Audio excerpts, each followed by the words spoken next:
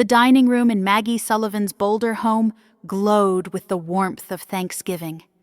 A chandelier casting golden light over a table piled high with roasted turkey, cranberry sauce, and pumpkin pies. Laughter bounced off the walls, wine glasses clinked, and the air buzzed with holiday cheer.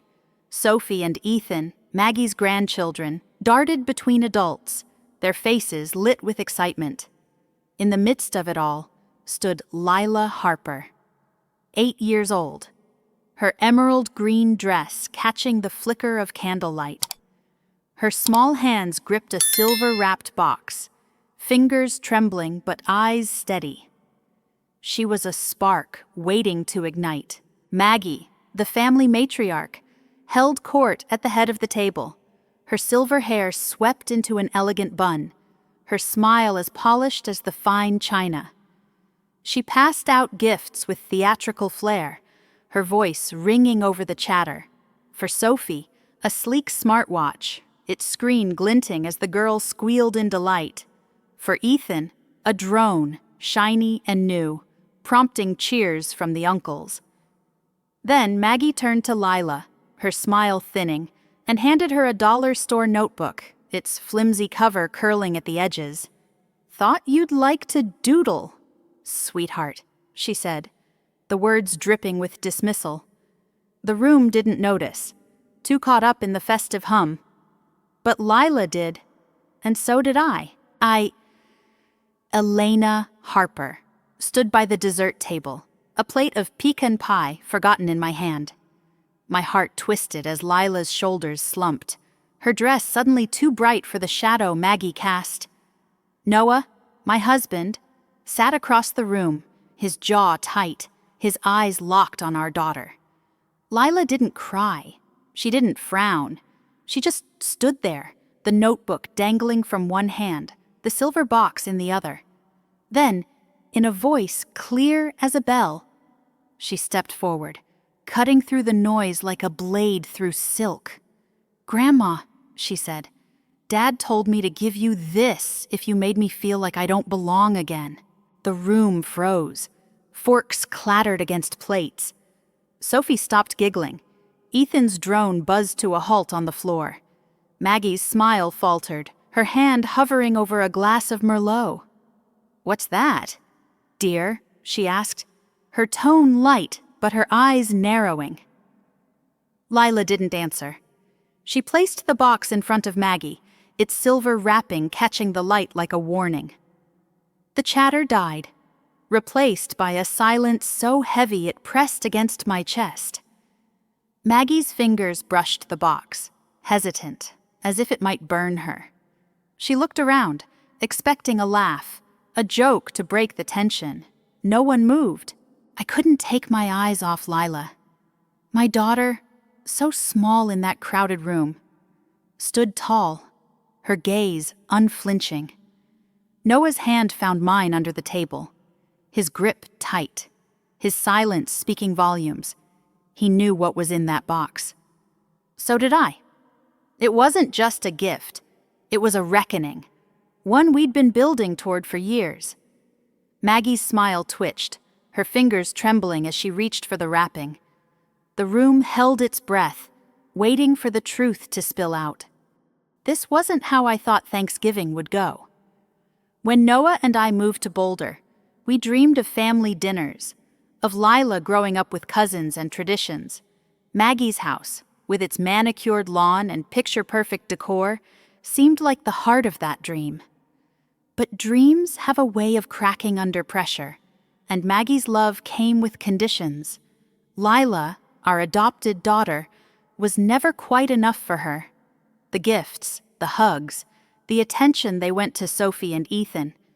While Lila got scraps, I tried to ignore it, to tell myself it was just Maggie's way. But Lila noticed, kids always do. And now, here we were, on the edge of something we couldn't take back. I can still picture the day we moved to Boulder, our SUV packed with boxes. Lila's tiny hand clutching a stuffed bunny as she peered out the window. Noah and I were giddy. dreaming of a life woven into his family's tight-knit world. Boulder's crisp air and mountain views felt like a fresh start. A place where Lila could grow up with cousins, backyard barbecues, and holiday memories. Maggie Sullivan's house, with its wraparound porch and blooming hydrangeas, was the center of it all. She welcomed us with warm hugs and a homemade lasagna, her laughter filling the room. I thought we'd found our place. I was wrong. Maggie was a force, a retired real estate agent whose charm could sell snow to a blizzard. She ruled family gatherings with a smile that demanded loyalty. At first, she seemed to embrace me, complimenting my graphic design work, asking about my favorite recipes. But the cracks showed fast. She'd forget to add me to family group chats, her texts buzzing with plans for Sophie and Ethan's soccer games, but never a word about Lila's dance recitals. Her comments stung, subtle but sharp. "You're so independent, Elena," she'd say, her tone implying I didn't fit her mold of family. I brushed it off, telling myself I was too sensitive, too new to their world. Then there was Lila. My daughter, adopted by Noah when she was 3, was the light of our lives. Noah didn't just step into fatherhood, he dove in, learning to braid her curls, reading her bedtime stories, signing the adoption papers with a grin that lit up the courthouse. Lila was his, no step about it. But to Maggie, Lila was an outsider. It started small. A birthday card for Sophie, stuffed with cash, while Lila got a crumpled $5 bill. Matching Easter baskets for Ethan and Sophie, brimming with chocolate eggs, while Lila got a single plastic egg with a stale jelly bean. Maggie's hugs for her real grandkids were long and warm. Lila got a pat on the head, like a guest who'd wandered in. Lila noticed, kids always do, at a 4th of July picnic. She watched Sophie and Ethan pile onto Maggie's lap, giggling as she told stories. Lila sat alone on a picnic blanket, her sparkler fizzling out. "Mom," she whispered that night, her voice small, "why doesn't Grandma hug me like that?" My throat tightened. I mumbled something about Maggie being busy, but the lie tasted bitter. I wanted to believe she'd come around, that love would win out. But Maggie's heart had borders, and Lila was on the wrong side. Noah saw it too, though he didn't say much at first. He'd grown up under Maggie's thumb, taught to keep the peace, but I'd catch him watching Lila, his jaw clenching when Maggie handed her a second-hand toy while Sophie got a shiny doll. We argued about it in hushed tones after Lila's bedtime, my voice breaking as I begged him to speak up. "She's your mom. Noah. She listens to you." He'd nod, promise to talk to her, then go quiet. I thought he was avoiding it, too scared to rock the boat. I didn't know he was planning something bigger. The slights piled up, each one a pebble in Lila's heart, at a family game night. Maggie cheered Ethan's every move in charades, but barely glanced at Lila's turn. During a Christmas party, she gave Sophie and Ethan personalized ornaments with their names in gold script. Lila got a plain star, no name, no sparkle. I kept showing up, baking cookies, forcing smiles, telling myself it was for Lila's sake, for the family we wanted her to have. But I was lying to myself. I was staying quiet because I didn't want to be the problem, the outsider who broke the Sullivan mold.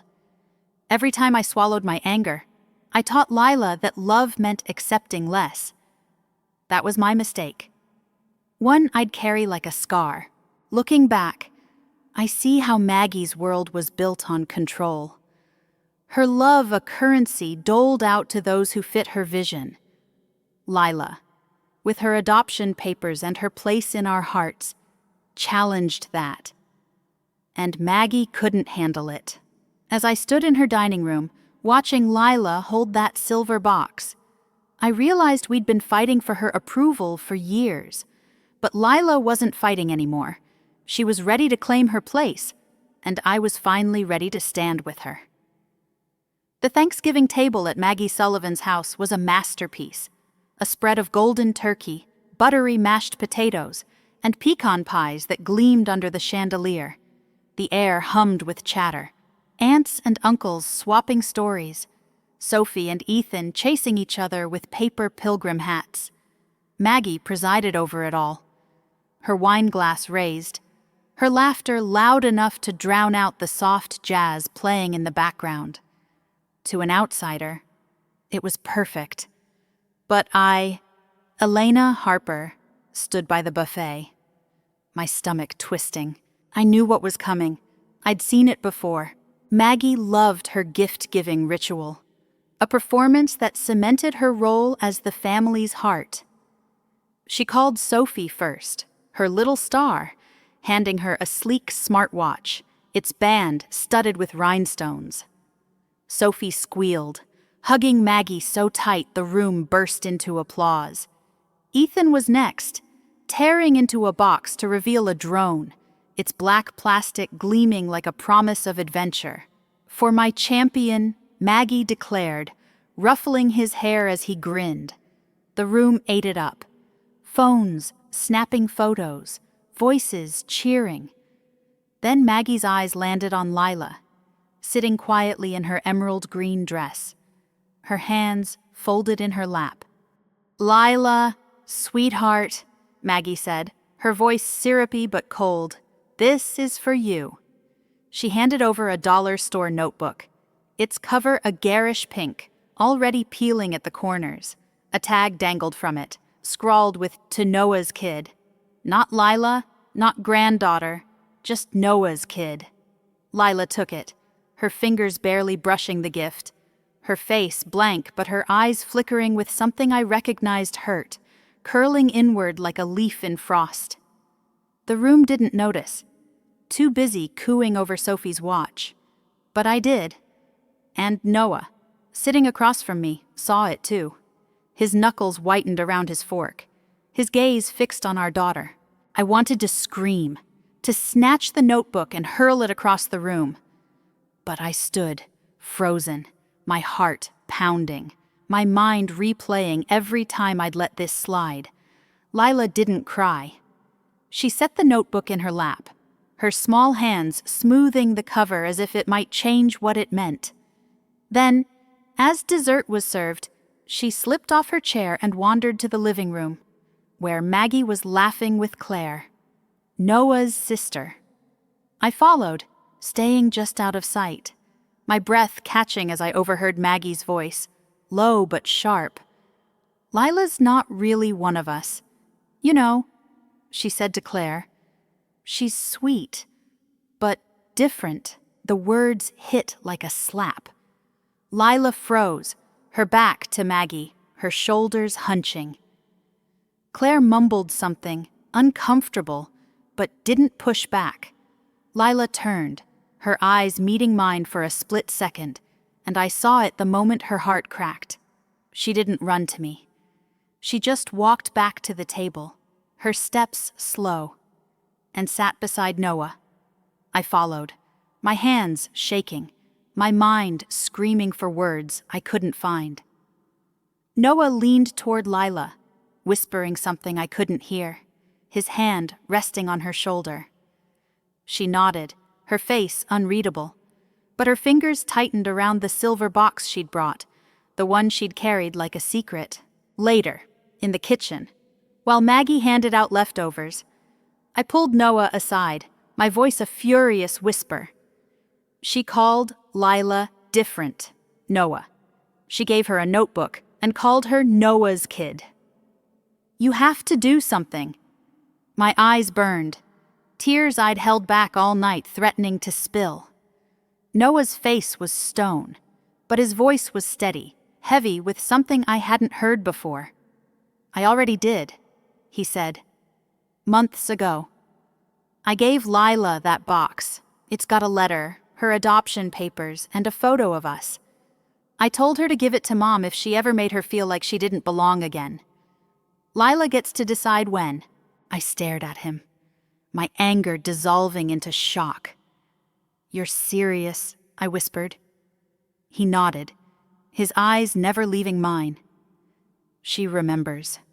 Elena. She's stronger than we think.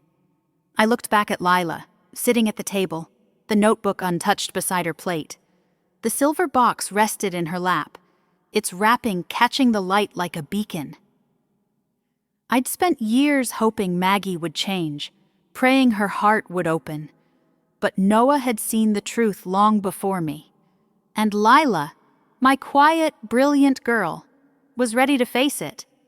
As we left Maggie's house that night, the cold Boulder air stung my face, but it couldn't match the chill in my chest.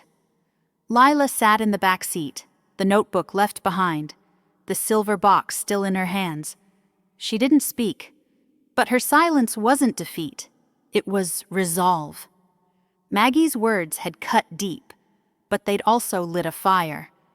And I knew, as we drove through the snow-dusted streets, that fire was about to burn brighter than Maggie's perfect Thanksgiving ever could. The week before Thanksgiving. Lila came home from school with a glow in her eyes, her backpack bouncing as she ran to the kitchen table.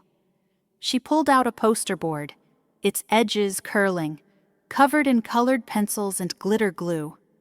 "Look, Mom," she said, her voice bright. "It's my family tree for school." I leaned over, my heart swelling at the sight. There was Noah, drawn with a lopsided grin, labeled Dad in bold red letters. I was Mom, with stick figure curls like Lila's. Sophie and Ethan were there too, connected by wobbly branches. At the top, Maggie, labeled Grandma, sat in a glittery oval. Lila had poured her heart into it, every line a claim to her place in our world. I hugged her tight, my throat catching. "It's beautiful. Lila, you worked so hard." She beamed, then asked if she could show it to Maggie at Sunday brunch. I hesitated, picturing Maggie's tight smiles. But Lila's hope was a weight I couldn't crush. "Sure, sweetheart," I said, forcing a smile. Noah, chopping carrots for dinner, glanced at me, his eyes unreadable. I knew he was thinking the same thing. Maggie's approval was a trap. But Lila deserved to try. Sunday morning. Maggie's Boulder home smelled of cinnamon rolls and coffee, the dining room buzzing with family. Sophie chattered about her dance recital. Ethan bragged about his soccer goal, and Maggie soaked it up, her laughter loud and proud. Lila sat quietly, her poster board rolled up beside her, her emerald green dress a little wrinkled from the car ride. After brunch, she tugged at my sleeve, her voice small but determined. "Can I show Grandma?" Now I nodded, my stomach knotting, and followed her to Maggie's side. "Grandma," Lila said, unrolling the poster with careful hands. "I made this for school. It's our family tree." Her eyes shone, searching Maggie's face for the warmth she'd drawn in glitter. Maggie glanced at the poster, her lips pursing as she scanned the names.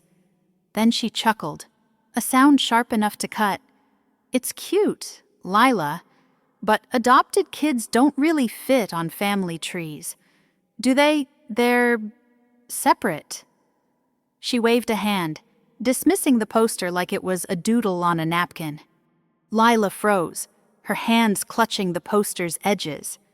The room didn't stop. Sophie kept talking. Ethan grabbed another roll, but I felt the air shift, heavy and cold. Lila's face crumpled, her glow snuffed out. I stepped forward, my voice caught in my throat, but Maggie was already turning away, calling for Claire to help with dessert. Lila rolled up the poster, her movements slow, and slipped back to her seat. I followed, my heart pounding, my hands shaking with rage I couldn't voice. That night, Lila sat on her bed, the poster tucked under her pillow. She looked at Noah, her voice barely a whisper. "Am I really your daughter? Dad, Grandma said I don't fit." Noah knelt beside her, his face soft but fierce. "Lila, you're mine. By love, by law, by every promise I've made." He pulled out a folder from his desk, showing her the adoption papers, the judge's signature clear as day.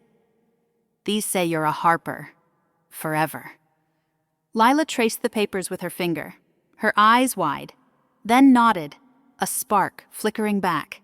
I stood in the doorway, my chest tight, watching Noah give Lila the strength I hadn't found. Later, in the kitchen, he told me about the silver box, the one he'd given Lila months ago. "It's for when Mom goes too far," he said, his voice low. The family tree was her line. "Elena, Lila's ready to use it." I looked at him, seeing the man who'd quietly armed our daughter with truth. The school project wasn't just a poster, it was Lila's heart, laid bare and rejected. But it had also lit a fire in her, one that Maggie's words couldn't extinguish. As Lila slept, clutching the box, I knew she was done waiting for Maggie's love. She was ready to demand her place, and I was ready to stand behind her. The drive home from Maggie's Thanksgiving dinner was quiet. The Boulder streets dusted with early snow, streetlights casting shadows across Lila's face in the back seat. She held the silver-wrapped box in her lap, her fingers tracing its edges. The dollar store notebook left behind on Maggie's table. Elena Harper, glanced at Noah, his hands tight on the steering wheel, his silence heavy with purpose. Lila's voice broke the stillness, small but steady. "I want to give Grandma the box at the potluck tomorrow." My breath caught, not from fear, but from the certainty in her words. My 8-year-old daughter had made her choice. At home, Lila climbed out of the car, her emerald green dress catching the porch light. She clutched the box like a talisman, her eyes calm, resolute. I offered a bath, a movie, anything to soften the weight of the day. "No, Mom," she said, her voice firm. "I need to get ready for the potluck." She marched to her room, pulling out her dress again, smoothing its folds with care. It was the same dress she'd worn when Noah signed her adoption papers, a symbol of her place in our family. I watched her, my heart swelling and aching at once. She was preparing for battle, and I'd been too slow to join her. Noah found me in the kitchen, my hands gripping a mug of tea gone cold. "She's sure. Elena," he said, his voice low but fierce. "I told her it's her call, always has been." I nodded, my throat tight. What if it breaks her? Noah. What if Maggie? I trailed off, unable to say the rest. He touched my arm, his eyes steady. "Lila's stronger than us. She's not doing this for Maggie. She's doing it for herself." His words sank in, heavy with truth. I'd spent years shielding Lila, swallowing my anger to keep the peace. But Lila wasn't hiding anymore, and neither could I. In her room, Lila sat cross-legged on her bed, the box beside her. I brushed her curls, the routine grounding us both. She looked up at Noah, her voice clear. "Can I still give it to her?" "Dad," he knelt, his smile soft but unyielding. "It's your choice, Lila. You decide when it's time." She nodded, her lips curving into a smile. Not the bubbly grin of ice cream promises, but something deeper, focused. It was the look of a girl who knew her worth and was ready to claim it. I tucked her in, the box resting on her nightstand, its silver wrapping glinting like a promise. As her breathing slowed, I stood in the doorway, watching her sleep. I'd been wrong to think silence was strength. Lila's courage, her quiet resolve, was teaching me what it meant to stand up. Maggie's potluck, a community event at Boulder's rec center, would be packed with neighbors, a stage for her perfect family act. Lila was walking into it, not as a guest, but as a Harper, ready to rewrite the story Maggie had tried to tell. The next morning, Lila woke early, her movements deliberate. She asked to wear her emerald dress again, the fabric a little wrinkled but shining with her pride. She chose a silver headband, the one she'd worn at her adoption party, its sparkle a nod to the box. Noah helped her redo her curls, his hands gentle, his silence full of faith. I packed a tray of cornbread for the potluck, my hands shaking, not with doubt, but with anticipation. Lila didn't fidget in the car. She sat tall, the box in her lap, her eyes fixed on the road ahead. As we pulled into the rec center's lot, the air smelled of smoked brisket and autumn leaves. Families spilled across the lawn, kids chasing balloons, adults swapping recipes. Maggie's voice carried over the crowd, welcoming guests, her charm on full display. Lila stepped out, her dress catching the sunlight, the box held tight. I reached for Noah's hand, his grip steady, his eyes on our daughter. We weren't just here for a meal. We were here for Lila, for the moment she'd chosen to be seen. And whatever happened next, I knew we'd face it together, as a family, unbroken.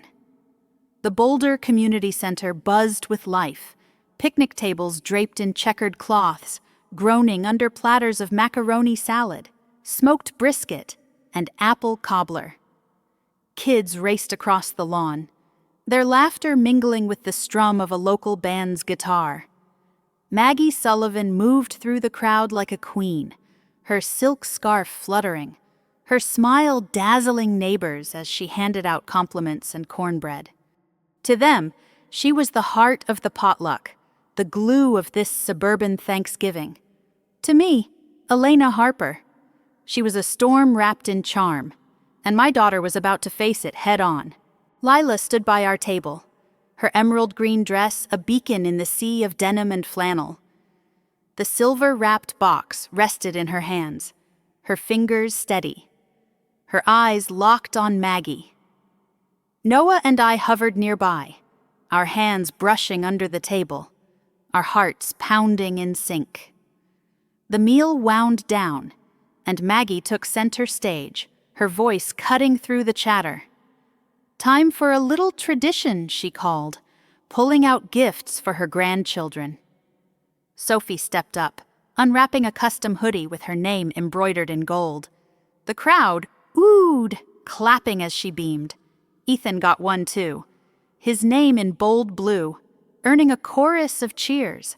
Then Maggie turned to Lila, her smile tightening, and held out a keychain, a cheap plastic thing with a faded Colorado flag. "For you, sweetheart," she said, the words flat, dismissive. Lila took it, her face unreadable, and set it on the table without a glance. The crowd barely noticed, their attention on Sophie's hoodie. But Lila wasn't done. She stepped forward, her small frame cutting through the noise, and raised her voice, clear and unshaken. "Grandma, Dad told me to give you this if you made me feel like I don't belong again." The air stilled, heads turned, the band faltered, a guitar string twanging into silence. Maggie froze, her hand clutching the keychain, her eyes narrowing. "What's this?" "Lila," she asked, her tone light, but her smile was a mask, cracking at the edges. Lila didn't flinch. She placed the silver box on the table in front of Maggie, its wrapping glinting like a challenge. Whispers rippled through the crowd, neighbors leaning closer, sensing something big. Noah's grip tightened on my hand, his breath shallow. I couldn't move, my eyes glued to Lila, my brave, brilliant girl. Maggie picked up the box, her fingers trembling, her laugh forced, a little surprise. "Huh." She tore the wrapping slowly, as if stalling, her eyes darting to the crowd for rescue. No one spoke. The lid opened, revealing a framed photo, Noah in a hospital chair, holding 3-year-old Lila, her cheeks smeared with cake from her adoption party. The caption, in gold, read, "Day 1, Dad." Beneath it, a sealed envelope and a folded document. Maggie's face paled. She pulled out the adoption papers, the judge's signature stark and final, Noah's name printed as father. Then she opened the envelope, unfolding a letter in Noah's handwriting. Her lips moved as she read, her voice a whisper, each word draining the color from her face. "Mom, Lila is my daughter, by law and love. Your refusal to see her as family breaks us all. If you can't love her equally, we're done." The letter slipped from her hands, fluttering to the table. Maggie's eyes widened, her breath hitching. Then she screamed a raw, jagged sound that tore through the potluck's warmth, louder than the band, louder than the gasps, louder than the silence that followed. "How dare you humiliate me?" she shrieked, her scarf slipping, her composure shattered. The crowd stood frozen, neighbors clutching their plates, kids staring wide-eyed. Sophie clutched her hoodie, confused. Ethan dropped his fork. Maggie backed away, her hands shaking, her voice a hiss. "This is unfair." Noah stood, his voice calm but iron. "You did this." "Mom, not us."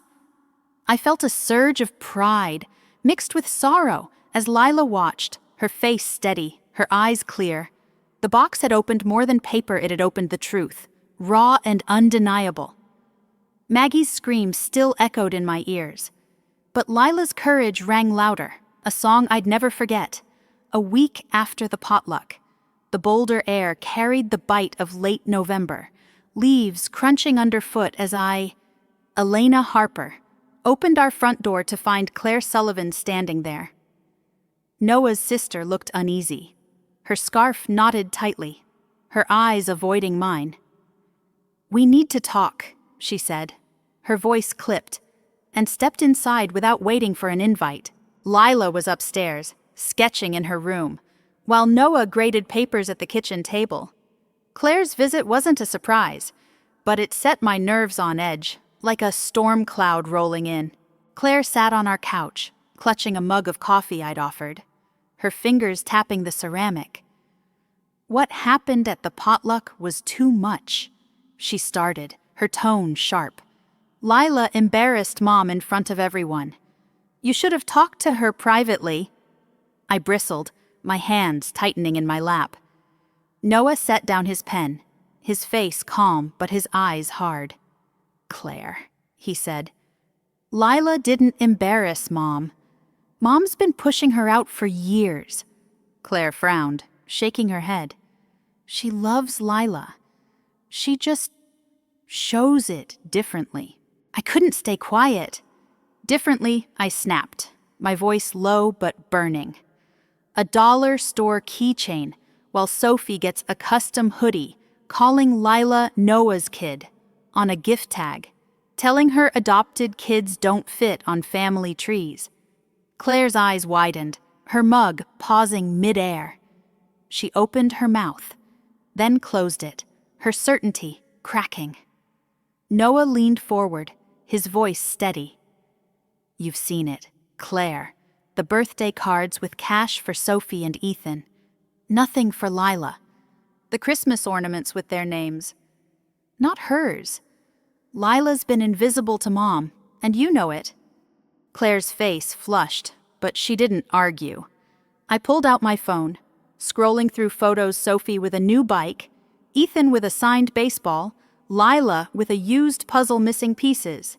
Each image was a wound, proof of Maggie's bias. Claire stared, her breath hitching, then looked away, her hands trembling. "I didn't realize it was that bad," she whispered. Noah softened, but his words were firm. "Lila's my daughter, Claire, by love, by law, by choice. Mom's had years to see that. She chose not to." Claire left, her steps heavy, but I could tell something had shifted. 2 days later, she called, her voice urgent. "Meet me at Chautauqua Park tomorrow. I'm bringing Mom. We're settling this." My stomach nodded, but Lila, overhearing, nodded, her eyes fierce. "I want to go, Mom," she said, clutching her school project, the family tree Maggie had dismissed. Noah squeezed my hand, his resolve mirroring Lila's. We agreed. Knowing this wasn't about reconciliation, it was about truth. The park was quiet, the flatirons looming under a gray sky, the air sharp with pine. Maggie stood by a picnic table, her coat buttoned tight, her face a mask of defiance. Claire, beside her, looked nervous but determined. Lila held her poster board, her emerald green dress peeking from under her jacket. Maggie spoke first, her voice cold. "This is ridiculous. You've turned everyone against me, Elena." I stepped forward, my voice steady. "No, Maggie, you did that when you told Lila she doesn't belong." Claire raised a hand, her voice shaking but clear. "Mom, stop. I kept Lila's family tree. It's beautiful, and you dismissed it. Why can't you love her like Sophie and Ethan?" Maggie's eyes flashed, her voice rising.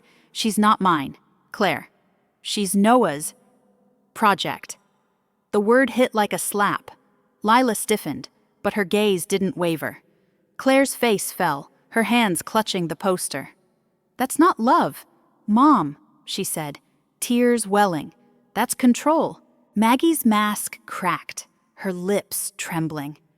I don't know how to see her that way," she admitted, her voice breaking. But she didn't apologize, didn't reach for Lila. She turned away, her shoulders hunched, and walked to her car. Claire stayed, tears streaming, holding the poster like a lifeline. Lila looked at me, then Noah, her voice soft. "It's okay. I know who my family is." We left the park, Lila's hand in mine, Noah's arm around us both, the weight of Maggie's words lifting with every step. Claire's stand hadn't changed Maggie, but it had changed us, and that was enough. The weeks after the park confrontation settled over our Boulder home like a quiet snow, soft and healing. Maggie Sullivan's absence left a void, but it wasn't empty. It was space for something new. I, Elena Harper, watched Lila skip through our living room, her laughter brighter, her shoulders lighter. She no longer glanced at the door during family dinners, waiting for a hug that never came. Noah and I felt it too, a freedom we hadn't known we needed. We were done chasing Maggie's approval, done letting her define our worth. Lila thrived in the stillness. One afternoon, a small package arrived, addressed to her in wobbly handwriting. Inside was a silver bracelet, a tiny heart charm glinting under the kitchen light. A note from Sophie, Maggie's granddaughter, was tucked beside it. "You're my sister, always," it read. "I bought this with my allowance. I'm sorry Grandma was mean." Lila read the note twice, her eyes wide, then slid the bracelet onto her wrist. She didn't ask to wear it every day, she just did, the heart catching the sun as she played. Sophie's gift, simple and sincere, meant more than any of Maggie's lavish presents ever could. Claire, Noah's sister, stayed in touch, her calls hesitant but growing warmer. She sent Lila a sketchbook, a quiet apology for the years she'd looked away. I saw her wrestling with Maggie's shadow, trying to find her own path. She wasn't there yet, but her effort was a seed, one that might bloom in time. We didn't push for more. Our focus was here, in our home, where Lila's laughter filled the gaps Maggie had left. Noah changed too. The man who'd once carried guilt for standing between his mother and his daughter now stood taller, his eyes clear. One night, I found him in Lila's room, watching her sleep, her bracelet glinting on her wrist. He looked at me, his voice low. I should have done it sooner. Elena. I touched his hand, my heart full. You did it when she needed you most. His choice to let Lila hold the silver box, to give her the power to speak, had set us all free. We built new traditions, small but ours. Lila helped us bake apple pies for neighbors, her hands dusted with flour, her giggles echoing in the kitchen. We strung fairy lights in the backyard for movie nights. Lila curled between us in a blanket fort, popcorn spilling as she laughed at old cartoons. These moments weren't grand, but they were real, woven with love, not obligation. Lila decorated her room with drawings, her family tree poster framed above her desk, a reminder of her place, not Maggie's rejection. Looking back, I see what Lila taught me. I'd spent years teaching her to be polite, to accept less, thinking it was strength. But her courage, her quiet stand at the potluck, showed me what strength really is. She didn't need Maggie's love to know her worth. She claimed it herself. And in doing so, gave Noah and me the courage to do the same. Family isn't blood or last names. It's who shows up, who sees you, who fights for you when the world tries to make you small. Here's what I've learned. Lessons I carry like Lila's bracelet. Simple but shining. First, stand up for your worth. Lila's silver box wasn't just a gift, it was her saying, I belong. No one should shrink to fit someone else's story. Second, choose love over tradition. Family isn't who you're born to, it's who chooses you. Like Noah chose Lila, like Sophie chose her sister. Third, courage inspires change. One small voice, like Lila's, can crack open a truth others try to hide. It's not easy, but it's worth it. I believe kids like Lila teach us more than we teach them. Their resilience, their refusal to be invisible, reminds us to face the hard things, to cut away what poisons us, even when it hurts. If this story stirs something in you, if it reminds you of a time you stood up or wished you had, share it with someone who needs to hear it. Tell your story in the comments. I read everyone, and they matter. Let's keep lifting up the voices that demand to be heard, because sometimes the smallest sparks light the brightest fires.